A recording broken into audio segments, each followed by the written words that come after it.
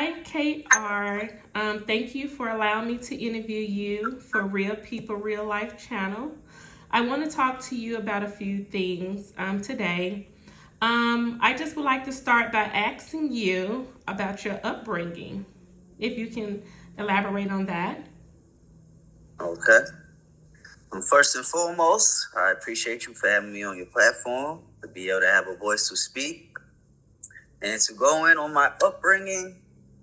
To be completely honest, and this took time for me to be at the age I'm at now to realize, so I'm gonna say this, I guess, as a disclaimer for my parents, that they did the best they could, and it really took a long time for me to understand that. So I'm gonna say that first and foremost, my parents did the best they could, and I appreciate that, and I'm forever grateful. But as far as my upbringing, yeah,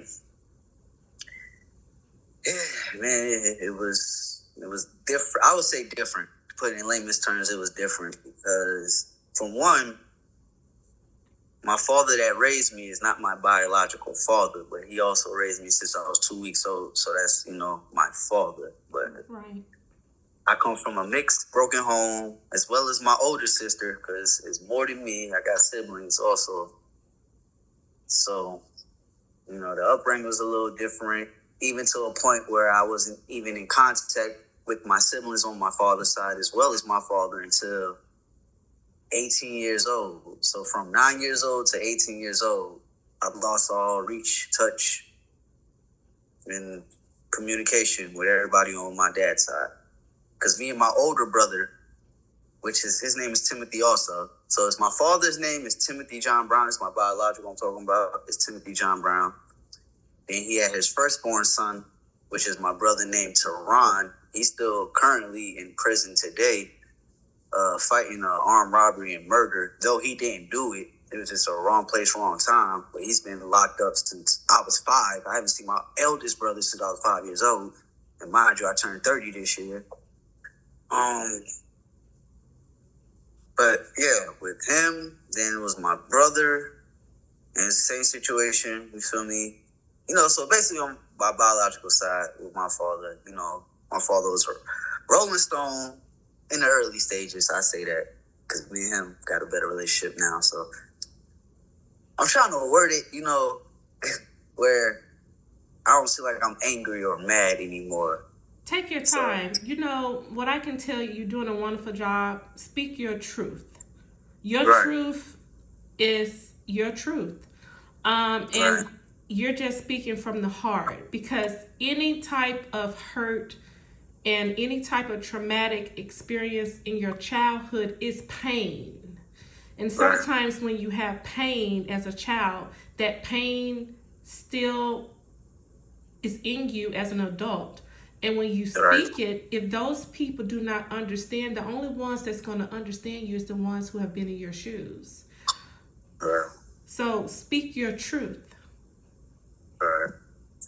Basically, just like anybody else, I'm sure I'm not the only one. I know I'm not the only one, but it came from a broken type of home to get some type of stable home in the end. So I'm grateful for that. But as far as the upbringing, as a young boy, it definitely messed me a lot because it was like, why was I not wanted? And that was my main thing, because this is the main thing about me. Like, I'm a good-hearted person. I've done stuff, I shouldn't have done, as far as anybody. You know what I'm saying? I ain't the first person that's going to say, yeah, I had to do what I had to do. But as far as the feelings and emotions that came since I was a young boy, that tore me up. Because I ain't getting no birthday cards. I ain't getting not a phone call. Like, how I thought at the time, was like, did I not even exist? But yet, what messed me up the most, I have my father's full name, Timothy John Brown. That's why I'm actually Timothy John Brown II. Right. And that messed with me for the longest. It's like, how do I sit here? And I was mad at my mother for letting him name me for the longest too. Because how do you name me after a person that was nothing but detrimental to you, And this is how I'm thinking at the time before I get the wisdom and clarity now of being older and being grown. But Oh, that messed me up because It's the hurt. one thing, yeah, It's right. the pain. One thing about me, I'm talented, I'm loving, I'm caring. So just not to receive that from my creator,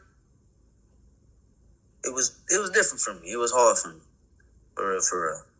And it really hurt it. Like watching the Fresh Prince of Bel-Air, the whole scene with Will and his dad, and him hugging Uncle Phil. And I would tell my stepfather, but my father, which his name is Jamil Shaw, by the way, and he brings a whole different type of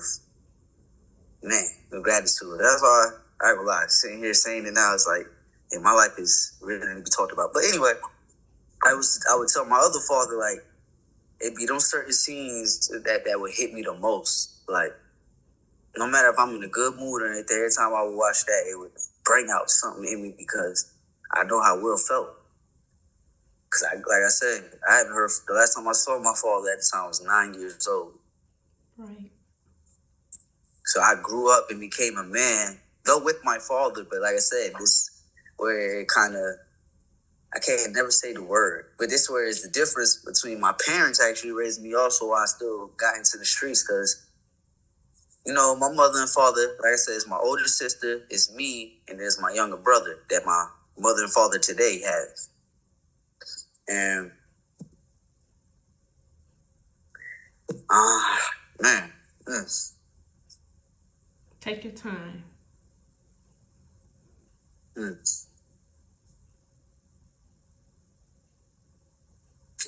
But for the longest, I would just be confused on why I would get love.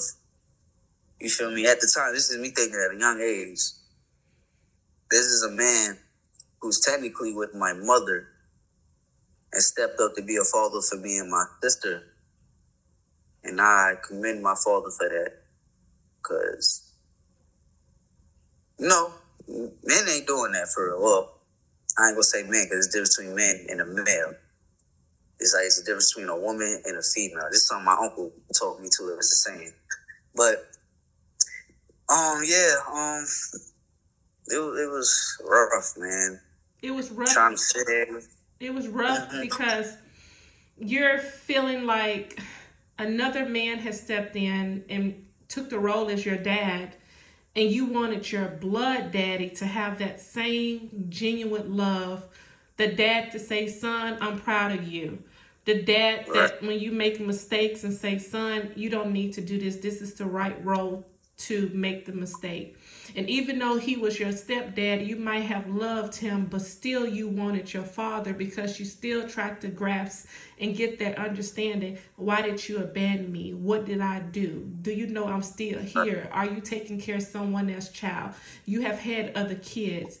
Do you think about me? I have your same name. The same feelings that you feel is what other people have felt, whether their dad was out of their life or either their mother was out of their life. So I understand you. Your feeling that you feel now, because it's pain still there. Well, people have to understand that the pain would never leave us. We will always remember. You will never forget. You have to learn how to deal with it differently. Because if you don't know how to deal with it differently, then you can't move forward in life. Right. Certain triggers can trigger it, even in a relationship, even what you see, because it's trauma, childhood trauma. Right. So I understand you. And I get what you're saying. Just know you're not alone. It's so many people that's dealing with it. Yes, ma'am. Yes, ma'am. That's why I just want to tell my story. But going back to what I was saying, like, me personally, I'm so loving and caring. So to find out, like, because on top of me having his name, I look just like him. Like, out of all my siblings on his side, because he has 3 boys and 1 girl. I have a younger sister. So it's 4 of us total on my biological father's side. But I look the most like him out of anybody. That's why I feel like on the fate or whatever, as far as me having his full name, like, it's just crazy. But it's the one. I was the one he was least in touch with. Because he's actually doing better. And I give this what I'm saying. It took me and him having a man-to-man conversation and everything where he's actually being there for my sister and everything. But I just feel, because even me and my older brother, Timothy, would talk too, and he always say, like, yeah, Pops need to talk to you. Like, you needed him. Right. And that, man, it's about made me cry now because it's okay. It's okay. Because the but pain and the hurt that you feel is real. It's okay. It's the healing process. Talking about the hurt situation that will help you get through it. Because it's still there. And a lot of times, parents do not accept responsibility for their actions. A lot of parents play victim. A lot of parents feel like you're the child, even though you're a grown adult.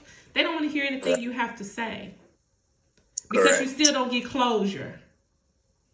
Yeah,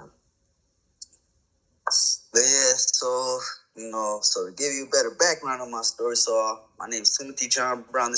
You feel me? I was born in New York at 12:29 a.m., June 10th, 1994. So I'm a real Gemini. But yeah, I was born in Valhalla, New York, which is in Westchester, because I was somewhat raised in Yonkers, New York, before we moved down, just to give y'all a better understanding of me. But yeah, so after my mom and my father had me, they fell out. My mom went down a hard, rocky road. Even while being pregnant with me, she was struggling and everything because she was still dealing with a whole different trauma of having my sister at 16 years old. And, her mother and everybody, not necessarily her mother, but the family, the aunties and everybody was sitting here telling her to abort the baby.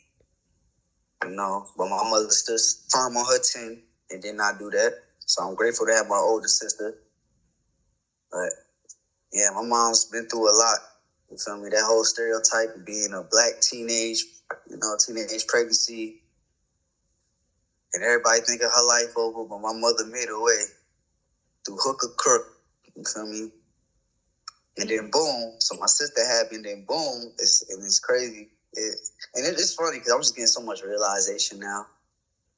Now that I talk about it now, from when I was saying this from a hurt, angry place to taking it in as an adult now, it's just not fair.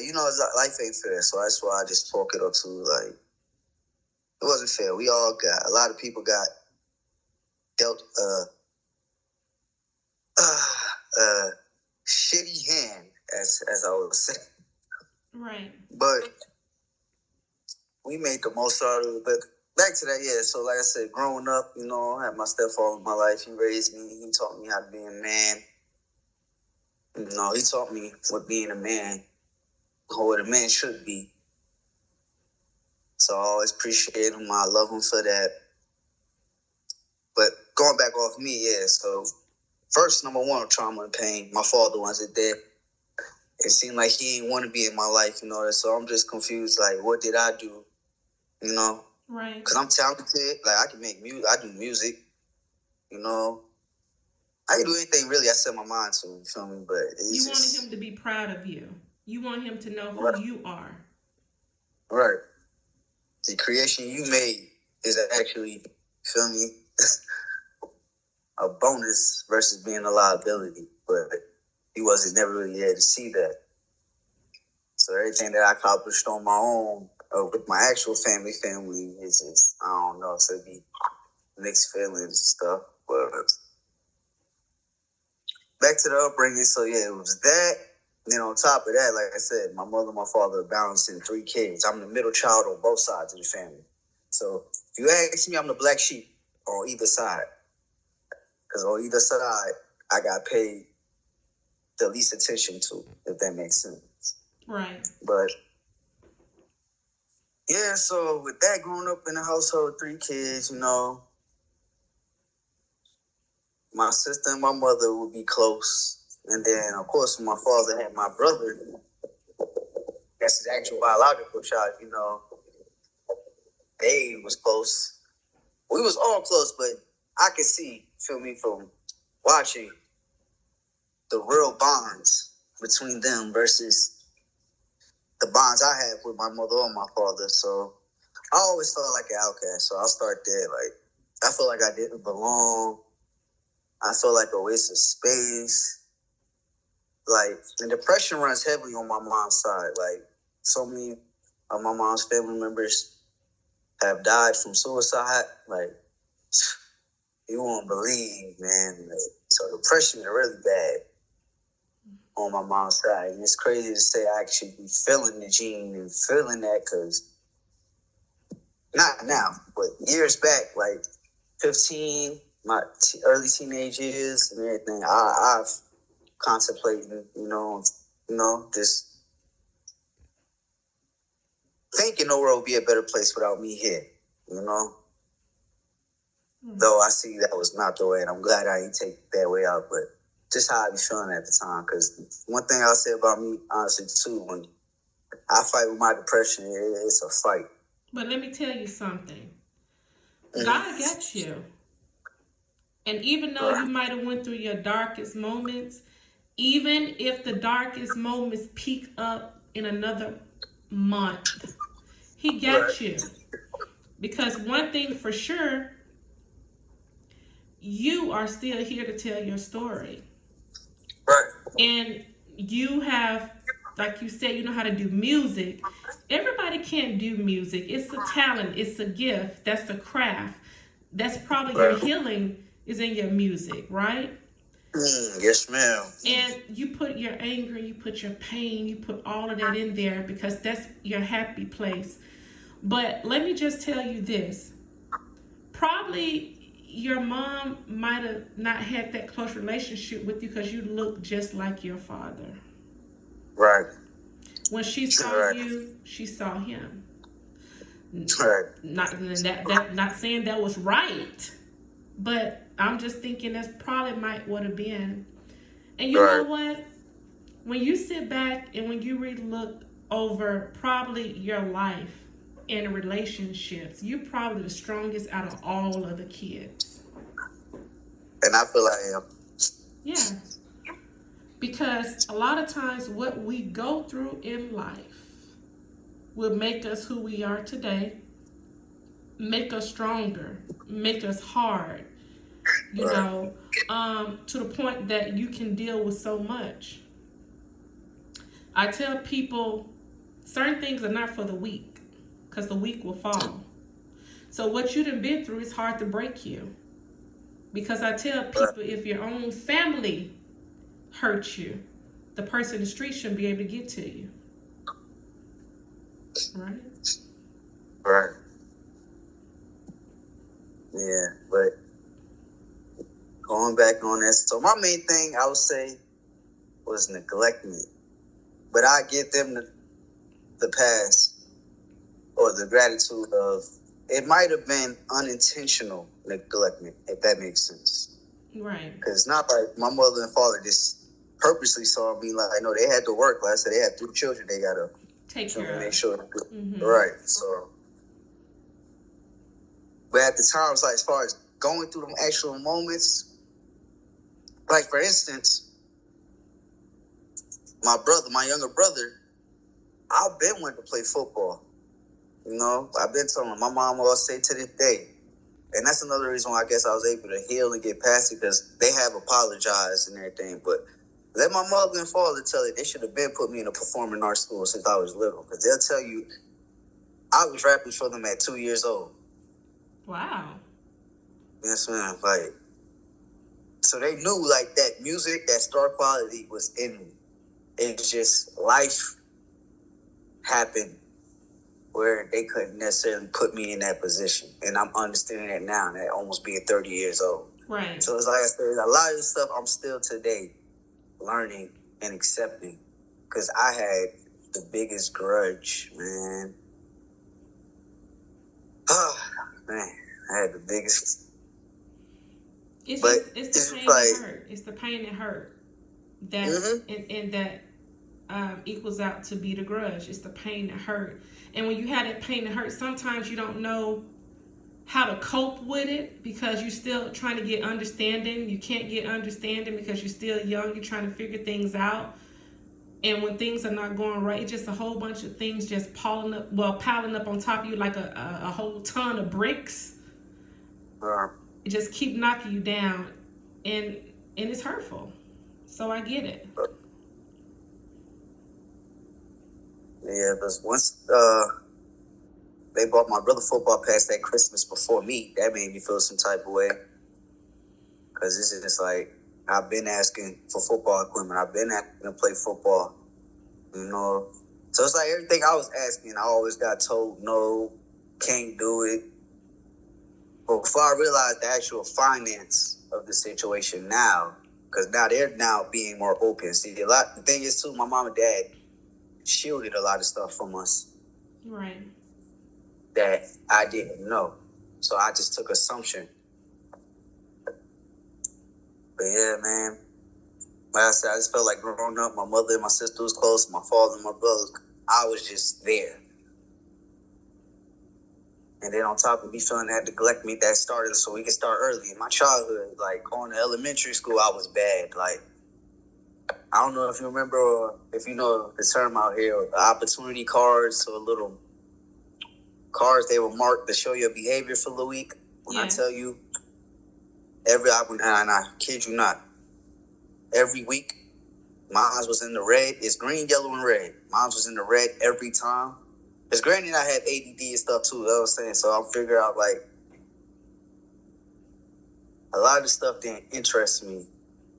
But my whole main focus, even as a child, is to get my parents' attention. So me just being, the good child, or I felt like I was being neglected. So I felt like I had to go out my way to get attention. And that's why I would get in trouble.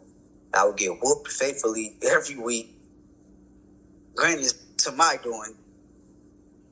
But it's just like, I felt like at the time that was the only way I could get y'all attention, where y'all see me. No, it's not in the way now I would want it to be. But it's like at the time, that's the only way I could get y'all to look at me. Because other than that, it's all about Eli, or Nadia. But it's like, what about Tim? My family nickname, they call me Papa, named after B.I.G. Because like I said, I was rapping since 2, so they call me Big Papa. Okay.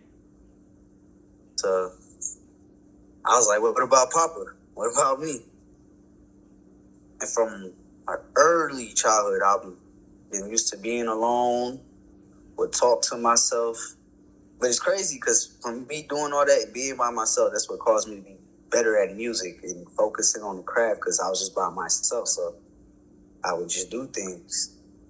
If I got good at it, just keep working at it.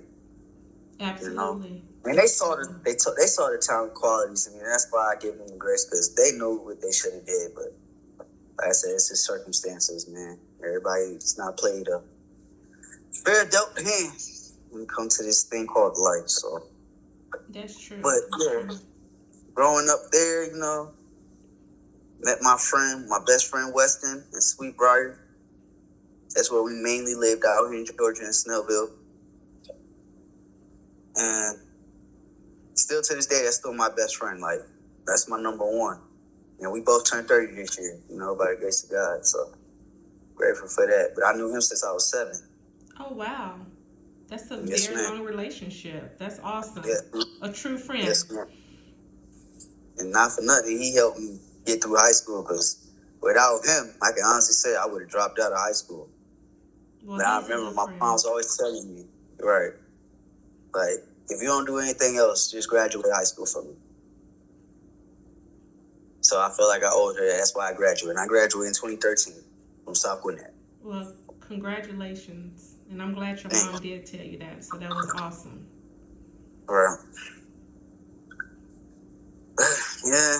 So what is? So I just really. Mm-hmm. Go ahead. What is this? The success that you have now? Well, now I'm not in jail. I'm still living, and I still have the next day to make my next best move. And the success now is just really loving my family and just coming closer now as a unit. Because my mom has stage 4 bone cancer. She has mesothelioma or mesomyeloma, whatever it's called, stage 4, which doesn't go away. And she's actually not doing so well now. I keep her in my prayers. And you. Thank you. So that's also helping me mature a lot now too, because knowing if I'm not going to have her around too much longer, I definitely want to amend everything and make sure we're good. And me and my mom's had the greatest talk yesterday. Because what I do now, I record everything me and my mom talk about, especially when she's giving wisdom, just for when she's not here and I need them words. Oh, that's really But amazing. and they both like 8-minute long recorded conversations. So, and I was crying my eyes out as she's talking to me because for the longest my family knew my biggest issue was with my mother, because on a deeper scale, as far as a man's first love, you're supposed to find within your mother before you find it in a woman, Right. vice versa with a father and his daughter. So for all the times I felt neglected, not paid attention to, and then every time I would come to my mom's, she would always say, what's your plan B? It was never, oh, I believe in you. I think you got it. Do your thing. It's all, what are you going to do if this don't work out? So that would always cause me to second guess myself. So I would always feel like I'm not good enough, or I can't do anything in a way, because I'm constantly being told by the first woman supposed to know and love to have a plan B, plan B. You can only imagine how it was with relationships and everything. So that played a toll too. Thank God it was never, abusive or anything. I never put my hands on no woman, none of that. So I never took my anger or my frustration out on my significant other. But it's still just that hurt of and frustration of, damn, why don't you believe in me? Right. Right. And that's something that as a child and as an adult, we all need to hear from our mother and father. That you're great, you make me proud, you can do it, never give up. Because what a lot of parents don't know, that it can affect you when you get to be an adult. Even if you do become successful,